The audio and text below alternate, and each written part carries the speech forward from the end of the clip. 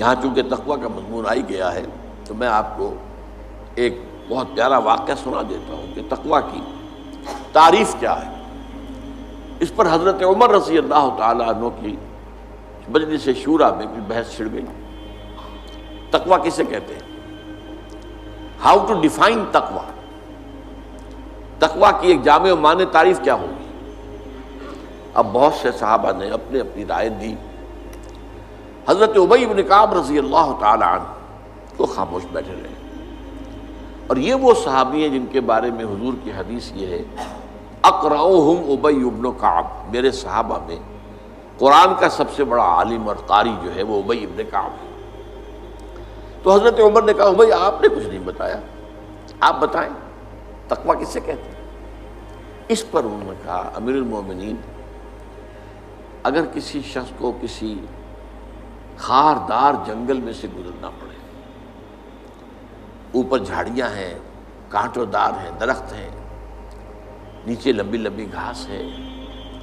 کوئی پگڈنڈی بھی بنی ہوئی نہیں ہے کہ جو راستہ نظر آ رہا ہو، کیا پتہ کہیں گھاس کے اندر کوئی سانپ کنڈلی مارے بیٹھا اور آپ کا پاؤں اس پر پڑ جائے۔ اور آپ کو معلوم ہے امیزن کا طاس اور کانگو کا طاس جو ہے، یہ جو دنیا میں جو سب سے زیادہ گھنے جنگل ہیں افریقہ میں اور ایک ساؤتھ امریکہ میں، ان میں تو سانپ اوپر سے بھی لٹکے ہوئے ہوتے، درختوں سے شاخوں سے لٹکے ہوئے بھی۔ اب کسی کو گزرنا ہو تو کس طرح پھونک پھونک کر قدم رکھے، دیکھ دیکھ کر، چوکنا ہو کر، اچھی طرح احتیاط سے۔ یہ در حقیقت تقویٰ ہے، بچنا، کہیں میرے کپڑے کسی کانٹوں میں الجھ نہ جائیں، کہیں میرا پاؤں کسی موذی جانور کے اوپر نہ آ جائے، کہیں میرا پاؤں کسی موذی جانور کے بل یا بھٹ میں نہ پڑ جائے۔ اب اس طریقے سے پھونک پھونک کر، جس کو ہم کہتے ہیں محاورے میں پھونک پھونک کر قدم رکھنا، اور پوری طرح چوکس اور چوکنے ہو کر راستہ طے کرنا، یہ تقویٰ ہے۔ اس پہلو سے در حقیقت یہ زندگی جو ہے یہ بھی ایک سفر ہے، جس کے لیے حدیث ہے حضور کی، کن فی الدنیا کانک غریب و عابر سبیل، دنیا میں ایسے رہو جیسے کہ تم اجنبی ہو۔ یہ بہت قابل غور ہے معاملہ۔ اصل میں ہم دیکھتے ہیں عام لوگوں کی دلچسپیاں کیا ہیں، عام لوگ کدھر بھاگ رہے ہیں، کدھر دوڑ رہے ہیں، سب کو دنیا کی پڑی ہوئی ہے، بہتر سے بہتر مکان، عالیشان سے عالیشان محل، نئی سے نئی کار، اعلیٰ سے اعلیٰ کار۔ اس میں ایک آدمی جو ہے جو حق پر چلنے والا ہو اور جس نے اپنے آپ کو دین کے لیے وقف کر دیا، وہ اپنے آپ کو اجنبی پائے گا۔ میری سوچ اور ہے، ان کی اور،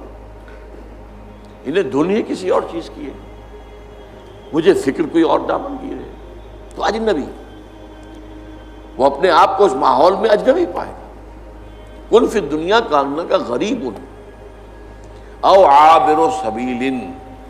یہ ایسے رہو جیسے کہ راستہ گزرنے والا ہوتا ہے، اسے راستے سے کوئی پیار نہیں ہوتا، اصل میں تو منزل ہے جہاں پہنچنا ہے، اسے راستہ اس منزل تک پہنچانے کا ذریعہ ہے۔ یہی وجہ ہے کہ حضور نے فرمایا صلی اللہ علیہ وسلم، مالی ولی دنیا، مجھے تمہاری دنیا سے کیا سروکار، انما مثلی کا راکب استظل تحت شجرۃ ثم راح فترکھا، میری مثال تو اس مسافر کی سی ہے، سوار جو تھوڑی دیر کے لیے رکتا ہے کسی درخت کے سائے میں سستانے کے لیے، تھوڑا سا آرام کرنے کے لیے، پھر وہ چھوڑتا ہے، اس کو اپنا راستہ لیتا ہے۔ یہ اس کا ٹھکانہ تو نہیں ہے، یہ اس کی منزل تو نہیں ہے، یہ اس کا گھر تو نہیں ہے، یہاں اسے رہنا تو نہیں ہے۔ تو ٹھیک ہے، دنیا کا درخت کا ایک سایہ، تم پر بھی چھت کا ایک سایہ ہو جائے، بہت غنیمت ہے، غنیمت سمجھو کہ سایہ ہے، لیکن یہ ہے کہ عالیشان محلوں کی آرزویں دماغ سے نکال دو، دنیا کی چیزوں کی طلب جو ہے وہ دل سے نکال دو، باہر کر دو، جس کو کہتے ہیں کہ یہ ایسے ہے جیسے کہ سمندر میں کشتی جا رہی ہے، سمندر کشتی چل رہی ہے پانی پر، لیکن اگر یہ پانی آ گیا کشتی میں تو ڈوب جائے گی۔ لہذا دنیا میں رہو، یہ سمندر ہے جس میں تمہاری کشتی چلنی ہے، لیکن اس پانی کو دل میں مت آنے دو، اس کی محبت، اس کی آرزو، اس کی تمنا یہ دل میں نہ۔